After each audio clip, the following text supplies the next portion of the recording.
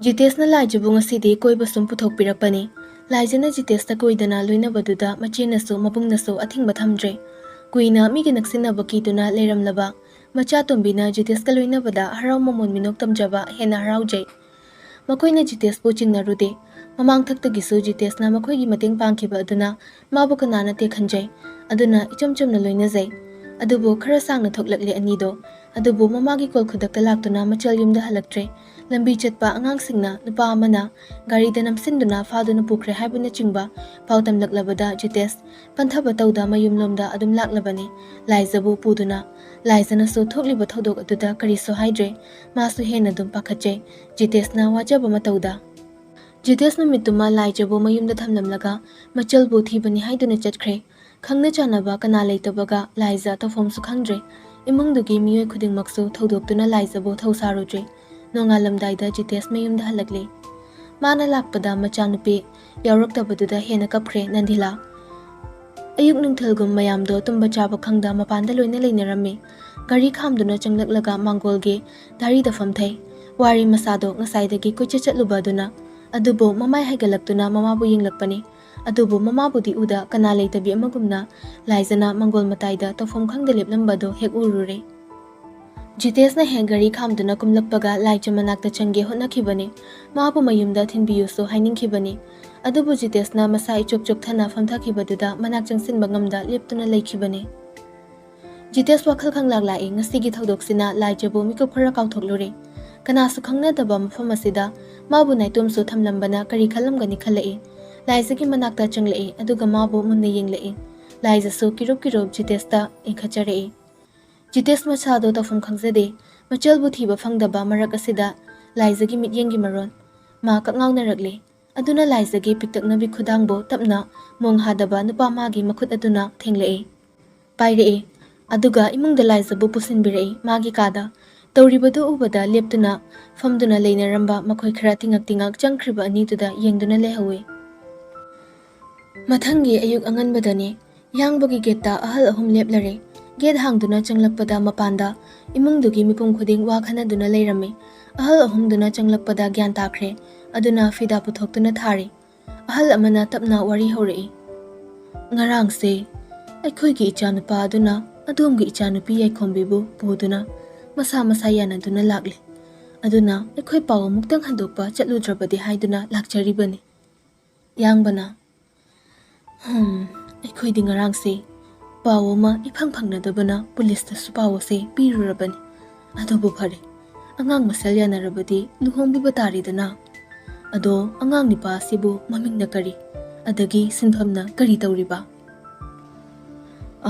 sumdauban nipa macha sigi ahal aniga mayamba amaga thodok amadagi leikhidaba chahi manga taruk hairakli matayma amana mahabu yengsilli hojiki oina Itilham Hospital da cardiologist oina puramban adubo sinpham du pamde mapa mayamban hodok charamba business adu oina hodok chaba hoga charakpada ngaijariban phare mana bodugi sinpham do pami hairabadi adudi ichado horen kitang heknana thinbiraknaba haijage saubi bayade ko saude karigi sauni asuk leibang machata na hairibabo hoi Asauba leita asumne ingne wari sabase ihamna penjai adudi aikhoisu bhakti amukta haiduna bhakti tawnaraba matung chasu puthoraktuna cha thaknare adagi aroiba bhakti amasu punna tawminare adudagi ahal ahumdusu gelumda thokre adumna mayamdo nena tana wari sanare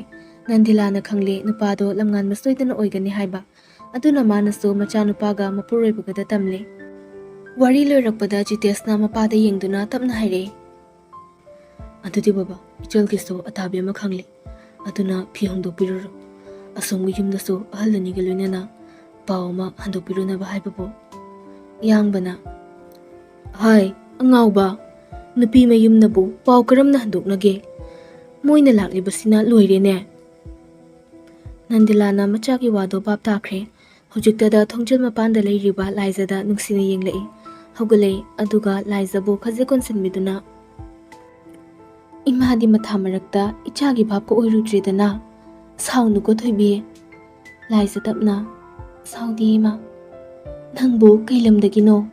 Mingna kari kauba? Ima babagi mingna kari kauba? Jitesna, akoy tapong mapamduga tangnaba leikaitudagini. Nandilana, Hai, nangonda hangbro ikise? Laijana, Laija kawi ima. Imagi mingna ipemcha babadi leikidre. Iche amaga ibung amaga akoy mari leibani. Ise, ima hoidusu pakhatnaramani ni tawrise. Aina pau bikre icheda. Dadagi phone dagi. Ha, phareda. Pau ga piramdradi akoyna somna tawribase. Asomdasu tawnaramdawribani. Yangbana. Hai, mama. Adudi ahallani dang hairuro nangna. Aduga nupi macha sigine. Mapi marol su tayari tawro. Ay somugda lushinaba tawge. Thiengkrani. Lamnaga lapaga asomgi ahal singna saunaramba tari. Hoi hoi mapa. Haiduna amuk Laijagi yumlomda chatnaba mahi loina langnay.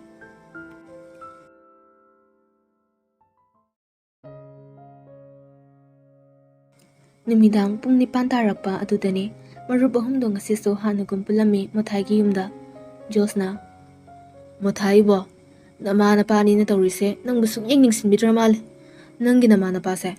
Ay nganbaga na adumuiraga laene asukoy ba matamse. Mothai na, adudi karamba na igi mano, karamba na igi pano nakuyinigi marakta. Lamnganba na, se, amtahiro. Lamnganba ngangliba tutadi, Josna. Ibo, haina kidre. Warigi wa niko, warigi wa. Mothai na, warigi oina nang neigi mauibiyo. Josna, Mina taraga ibune, nupiyo naman kini, tsaka ngang ka na.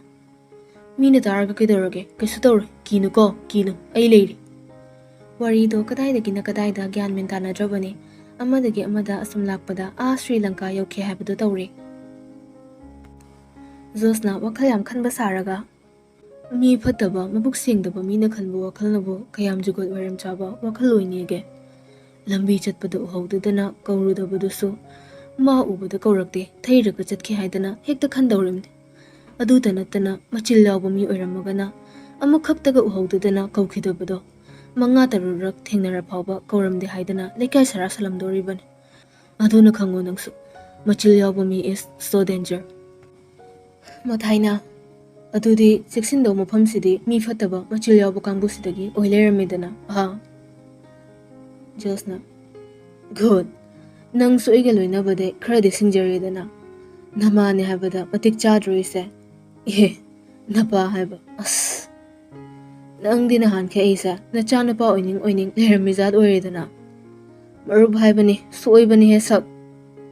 Plete yari ba sa thongbado loiduna leramli amo. Mothaina, puksit phade da. Josna, koino puksit phade de. Mothaina, Tumbada tumsit phade haine. Adudi chabada pukthandradi puksit phade haidau natro. Oh, adudi thi bhaibada oknaba phaidradi thisit phade haiduro. Hai taridana. Adumna pullingai nganbagi fonda Mrs. Lakpagi ringkhinglei. Mothai nganbadon sinduna. Wari liro. Lam nganba ngakna kay wari. Chenbagi. Latlat tawna handak mukti. Lay de wariga. Nagun khangida wari liroda midi asomda thinkrida mamanabi matomta nata mi khudingda wari sara leramdorabani lamngan pakhatna asengbra saroida wari hangakpada sadoktradi phatte haibani aduna loichi thada saramdani lamngan ba ngai hak leraga wakhal macha ma khallaga adudi aisuli tabni kaino Mothaina hinjilai adune saro kamai tawbano haibado Aikhoisu khangningeba warido taraga hayengwai aigidasu apply taw yadana phagi dagi nangma masawbu sawnaradi adum thungnaregi formula pankredana lamnganba hokhiba thodo khara ningsingi aduga wari liba hore numito thasnana wari asengma sarakpa numit aduni Donald nasu yaikombigi maramda wari khara haikraba matung yaikombida call tawsilami adubu pairaktre off leiramle adudagi Mahag ahing aduda yaikhombi hoirom tamna magi gari machado thauduna laklami. Yaikhombi hoigi thongkal khara chathoklaga mahag yaikhombi yum tamna mamit kupta yengduna leirami. Adubu unaba phangkhide. Adumna numit khara ni do asum yaikhombi thongkal mayada mahag lepkhe. Yaikhombi bungaikhe. ꯑꯗꯨꯕꯨ ꯅꯨꯃꯤꯠ ꯑꯗꯨꯗꯤ ꯌꯥꯏꯈꯣꯝꯕꯤ ꯃꯈꯣꯏꯒꯤ get ꯍꯥꯡꯗꯨꯅ ꯊꯣꯛꯂꯛꯂꯦ꯫ ꯃꯇꯥꯡ ꯆꯥꯅ ꯂꯝꯉꯥꯟꯕꯅ ꯌꯥꯏꯈꯣꯝꯕꯤꯒꯤ ꯃꯌꯨꯝ ꯂꯝꯕꯤꯗ ꯌꯧꯁꯤꯜꯂꯛꯄꯗ ꯂꯥꯞꯇꯛꯅ ꯌꯥꯏꯈꯣꯝꯕꯤꯅ ꯇꯞꯂꯤ ꯇꯞꯂꯤ ꯆꯠꯈꯤꯕꯗꯣ ꯎꯍꯧꯔꯦ꯫ ꯑꯗꯨꯗꯒꯤ ꯃꯍꯥꯛ ꯈꯨꯗꯛꯇꯨꯗ ꯃꯊꯥꯏꯗ ꯀꯣꯜ ꯇꯧꯔꯛꯏ꯫ ꯍꯣꯏ, ꯑꯩꯒꯤ ꯗ꯭ꯔꯦꯁ ꯅꯈꯣꯏꯗ ꯂꯩꯈꯤꯕꯁꯤꯡꯗꯨꯒ ꯅꯪꯒꯤ ꯒꯥꯔꯤ ꯑꯆꯧꯕꯗꯨꯒ ꯄꯨꯔꯒ ꯍꯧꯖꯤꯛꯃꯨꯛ ꯂꯥꯛꯑꯣ꯫ ꯌꯥꯝ ꯂꯨꯕ ꯑꯃ ꯂꯩꯔꯤ꯫ ꯃꯤꯅꯤꯠ 10ꯒꯤ ꯃꯅꯨꯡꯗ ꯌꯧꯁꯤꯜꯂꯛꯅꯕ ꯇꯧ꯫ ꯑꯩ ꯂꯣꯀꯦꯁꯟ ꯊꯥꯔꯛꯀꯦ꯫ ꯃꯊꯥꯏꯁꯨ ꯂꯝꯉꯥꯟꯕꯒꯤ ꯈꯣꯟꯖꯦꯜ ꯑꯗꯨꯗ ꯑꯇꯩ ꯊꯕꯛꯀꯤꯔꯥ ꯄꯥꯈꯠꯇꯨꯅ ꯊꯨꯅꯃꯛ ꯂꯝꯉꯥꯟꯕꯅ ꯍꯥꯏꯔꯛꯄ ꯈꯨꯗꯤꯡꯃꯛ ꯇꯧꯗꯨꯅ ꯂꯝꯉꯥꯟꯕꯅ ꯊꯥꯔꯛꯂꯤꯕ ꯂꯣꯀꯦꯁꯟ ꯑꯗꯨꯗ ꯂꯥꯛꯂꯦ꯫ ꯃꯤꯅꯤꯠ 15ꯗ ꯌꯧꯔꯛꯏ꯫ ꯂꯝꯉꯥꯟꯕꯅ ꯁꯥꯎꯅ ꯒꯥꯔꯤꯗ ꯀꯥꯈꯠꯂꯒ ꯃꯤꯅꯤꯠ 10 ꯍꯥꯏꯔꯒ ꯃꯤꯅꯤꯠ 5 ꯆꯨꯟꯊꯜꯂꯤꯁꯦ ꯀꯩꯒꯤꯅꯣ? ꯅꯪ ꯑꯩꯒꯤ ꯄ꯭ꯂꯥꯟ ꯐꯦꯜ ꯑꯣꯏꯔꯒ ꯅꯣꯛꯅꯒꯦ ꯍꯥꯏꯔꯤꯕ꯭ꯔꯣ? ꯍꯥꯏꯅ ꯃꯊꯥꯏꯅ ꯄꯨꯔꯛꯄ ꯃꯥꯒꯤ ꯗ꯭ꯔꯦꯁ ꯑꯅꯧꯕꯁꯤꯡꯗꯨ ꯁꯦꯠꯆꯤꯜꯂꯦ꯫ ꯃꯊꯥꯏꯅ ꯍꯣꯏ, ꯁꯛꯇꯥꯁꯤꯗꯤ ꯀꯩꯅꯣ ꯇꯧꯒꯗꯕꯗ ꯁꯠ ꯇꯧ꯫ ꯂꯝꯉꯥꯟꯕꯅ ꯑꯩꯒꯤ ꯒꯥꯔꯤꯁꯦ ꯄꯨꯔꯒ ꯅꯪ ꯁꯣꯜꯂꯨ꯫ ꯃꯊꯥꯏ ꯁꯦꯔꯤꯌꯁꯇ ꯉꯥꯟꯕ, ꯅꯪꯅ ꯇꯧꯒꯗꯕ ꯀꯩꯅꯣ ꯍꯥꯏꯕꯗꯣ ꯈꯪꯍꯜꯂꯣ꯫ ꯀꯅꯥꯃꯤ ꯅꯪꯅ ꯆꯤꯡꯅꯕ ꯂꯩꯕꯒꯤꯅꯣ? ꯑꯩꯅ ꯅꯊꯟꯇ ꯀꯃꯥꯏꯅ ꯁꯤꯒꯤ ꯐꯤꯕꯝꯁꯤꯗ ꯅꯪꯕꯨ ꯊꯝꯂꯝꯒꯅꯤ? ꯑꯗꯨꯒꯤ ꯅꯪꯅ ꯋꯥꯕꯤꯌꯨ ꯍꯥꯏꯗꯨꯅꯤ ꯉꯥꯟꯕ꯫ ꯃꯊꯥꯏꯅꯗꯤ ꯌꯥꯏꯈꯣꯝꯕꯤꯒꯤ ꯃꯔꯝꯗ ꯂꯥꯝꯁꯤꯜꯂꯨꯗ꯭ꯔꯦ꯫ ꯑꯇꯣꯞꯄ ꯃꯈꯣꯏꯒꯤ ꯌꯦꯛꯅꯕ ꯂꯩꯕꯒꯤꯔ ꯈꯜꯂꯝꯃꯤ꯫ ꯑꯗꯨꯅ ꯂꯝꯉꯥꯟꯕꯅ ꯆꯠꯂꯣ ꯍꯥꯏꯕꯗ ꯁꯨꯛꯌꯥ ꯌꯥꯗ꯭ꯔꯦ꯫ ꯃꯃꯩꯗ ꯂꯝꯉꯥꯟꯕꯅ ꯍꯣꯏ ꯅꯨꯄꯤ ꯆꯦꯟꯕ, ꯅꯪ ꯃꯤꯅꯥꯏ ꯑꯣꯏꯅ ꯌꯥꯎꯒꯦ ꯍꯥꯏꯔꯤꯕ꯭ꯔꯣ? ꯀꯅꯥꯏ ꯅꯨꯄꯤ? ꯅꯪ ꯌꯥꯏꯈꯣꯝꯕꯤꯒꯤ ꯋꯥꯈꯜ ꯇꯁꯦꯡꯅ ꯀꯥꯎꯕ ꯉꯝꯂꯗ꯭ꯔꯣ? ꯅꯠꯇꯦ, ꯁꯤꯟꯊꯣꯏꯅ ꯍꯥꯏꯕꯗꯣ ꯆꯨꯝꯗꯣꯏꯔꯥ? ꯑꯗꯨꯃꯥꯏꯅꯒ ꯇꯧꯔꯗꯤꯅꯦ ꯇꯤꯟꯅꯔꯣꯏꯍꯦ꯫ ꯃꯃꯥꯡꯗ ꯁꯤꯟꯊꯣꯏꯅ ꯆꯞ ꯆꯥꯅꯩ ꯍꯥꯏꯈꯤꯕꯗꯣ ꯑꯗꯨ ꯇꯥꯍꯟꯗꯧ ꯑꯣꯏꯔꯗꯤꯅꯦ ꯑꯩ ꯍꯥꯏꯕꯤꯔꯤꯁꯤꯅꯤꯀꯣ ꯇꯤꯟꯅꯔꯣꯏ꯫ ꯑꯩꯗꯤ ꯅꯪꯒꯨꯝꯕ ꯅꯠꯇꯦ, ꯊꯃꯣꯏ ꯁꯦꯡꯖꯕ ꯄꯥꯈꯪꯅꯦ꯫ ꯅꯪꯗꯧꯅ ꯇꯧꯗꯦꯗꯣ ꯎꯠꯇꯧꯔꯤꯕꯅꯦ꯫ ꯅꯪ ꯉꯥꯡꯈꯤꯒꯦ ꯍꯥꯏꯕ꯭ꯔꯥ ꯅꯠꯇ꯭ꯔꯒꯅ ꯆꯠꯈ꯭ꯔꯒꯦ ꯍꯥꯏꯕ꯭ꯔꯥ?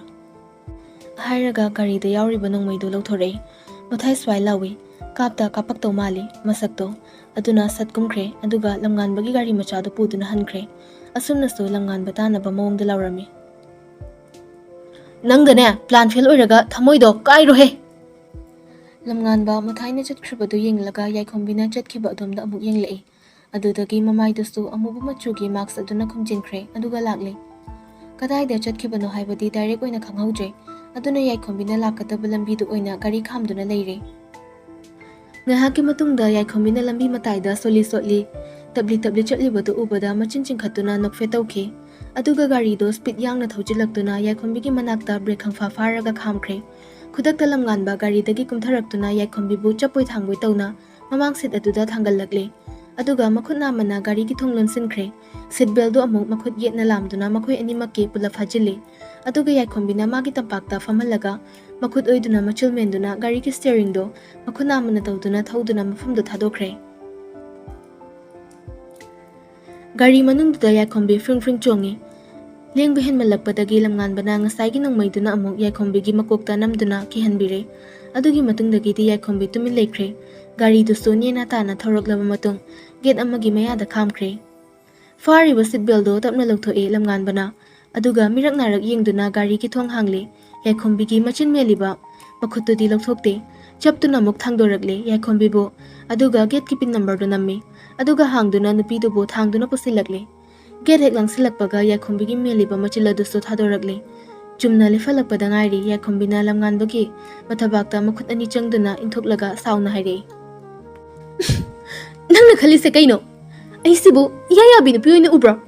ꯅꯪꯒꯤ ꯑꯗꯨꯒꯤ ꯃꯊꯧ ꯆꯥꯗꯕ ꯊꯕꯛꯇꯣ ꯇꯧꯒꯅꯨꯅ ꯍꯟꯖꯤꯟ ꯍꯥꯏꯕ ꯅꯠꯇ꯭ꯔꯣ? ꯅꯪꯅ ꯑꯩꯁꯦ ꯑꯁꯨꯛ ꯌꯥꯝꯅ ꯋꯥꯍꯜꯂꯤꯁꯦ ꯀꯩꯒꯤꯅꯣ?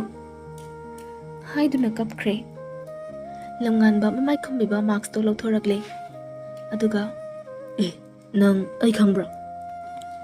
ꯌꯥꯏꯈꯣꯝꯕꯤ ꯀꯛꯉꯥꯡ ꯇꯧꯅ ꯀꯔꯤꯒꯤ ꯈꯪꯒꯅꯤ? ꯑꯉꯥꯎꯕ ꯃꯊꯧ ꯆꯥꯗꯕ ꯊꯕꯛꯁꯦ ꯅꯪ ꯅꯠꯇꯅ ꯀꯅꯥꯅ ꯇꯧꯅꯤ? ꯃꯥꯅꯗꯤ ꯉꯁꯥꯏꯗꯒꯤ ꯂꯣꯠꯅ ꯇꯧꯔꯤꯕꯅꯤ ꯍꯥꯏꯅ ꯂꯩꯔꯤꯕꯗꯣ ꯅꯨꯄꯤ ꯃꯥꯅꯗꯤ ꯂꯣꯏꯅ ꯈꯪꯗꯨꯅ ꯂꯩꯔꯝꯕꯗꯨꯗ ꯏꯀꯥꯏꯔꯛꯏ꯫ ꯌꯥꯏꯈꯣꯝꯕꯤ ꯀꯞꯄ ꯍꯟꯗꯦ ꯑꯗꯨꯃꯛ ꯀꯞꯇꯨꯅ ꯍꯥꯏꯔꯛꯏ꯫ ꯅꯪꯕꯨ ꯅꯨꯡꯁꯤꯕꯗ ꯑꯩꯕꯨ ꯀꯔꯤꯒꯤ ꯋꯥꯍꯜꯂꯤꯕꯅꯣ?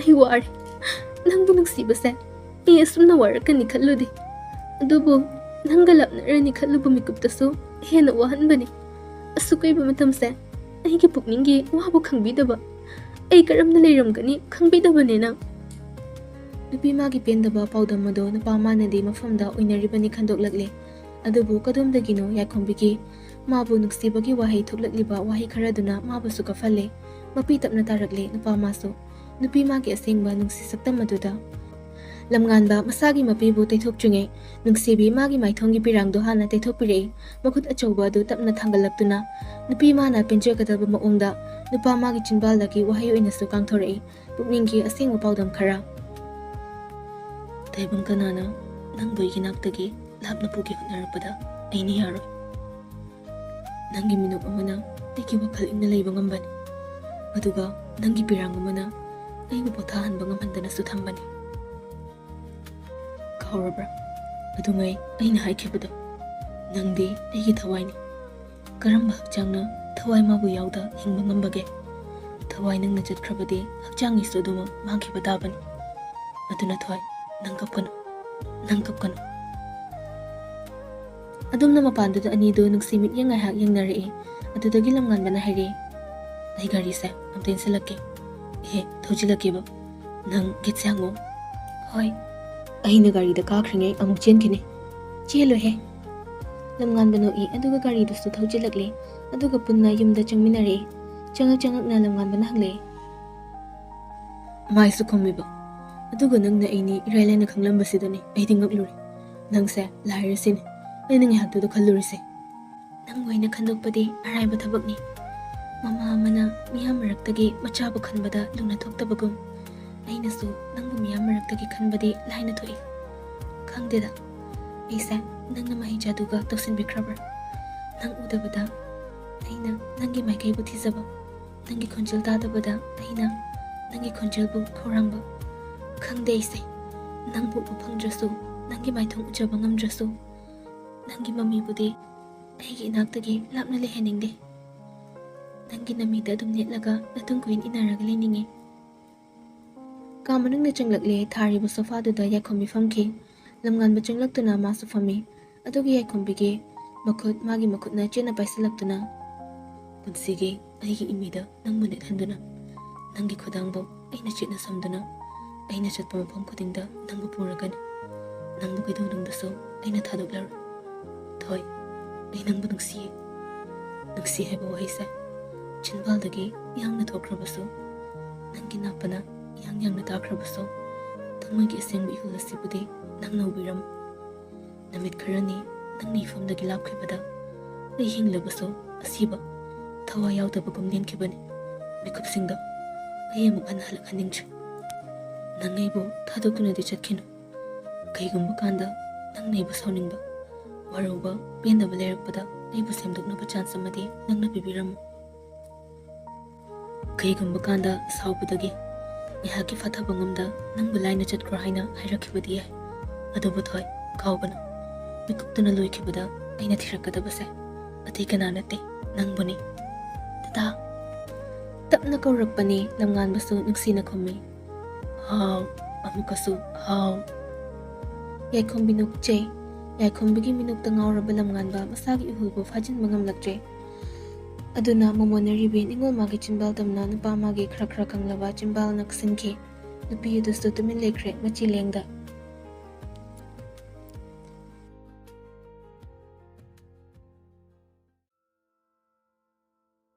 mothai khangai khangsinda yare wari ga tajaningre chenbe mong liu hairaga mogi love ki romance su isali josna yam tajaningdai taw kainu mothaina kaina thilakpagi wari linabadane nange dugi paw khutam du fawbadi tawramla yam tamjaningba male ekhoidi romance ki drama mati khara tawrure kainaga takjaningbidu adumna marup ahumdo wathi wachoi khara ngangnarami matang aduda lamnganbada thasnagi ko lai lamnganba koldo paikhallaga wa higi tawringe asomdagi thasna leli wangangba ngamboi ngamdaboi tawna hairaklami ithimagi ibungo nang itaimu buwa wa haiba loijungai nakandagi bob lawba makhol amaga loinana hongna tari lamnganba khango hogotke aduga phone da matei mabu kawi tema hello tema nangi dorage tema hello tema marup ani dustu lamnganbagi matauda pakhatna fufuk hogatnei thasnagi makholsu dakhidre lamnganba josamadi mothai punna mafam adudagi chenthoraptuna gari thodokre gari matau no thoiba asumdana yaikhombi thakiba message lamnganbana sindi tawkhraga reply pirakhidabaduda yaikhombistu reply ngaijari ꯑꯗꯨꯒ ꯊꯥꯁꯅꯥꯅ ꯀꯗꯣꯝꯗ ꯇꯥꯈ꯭ꯔꯤꯕ ꯃꯈꯣꯜ ꯑꯗꯨꯅ ꯀꯔꯤꯒꯤ ꯊꯥꯁꯅꯥꯅ ꯑꯗꯨꯛ ꯋꯥꯅ ꯃꯅꯥꯎꯕꯨ ꯀꯧꯖꯔꯝꯕ? ꯊꯥꯁꯅꯥꯒꯤ ꯍꯥꯏꯕ ꯂꯣꯏꯈꯤꯗ꯭ꯔꯕ ꯋꯥꯍꯩ ꯑꯗꯨꯅ ꯀꯔꯤ?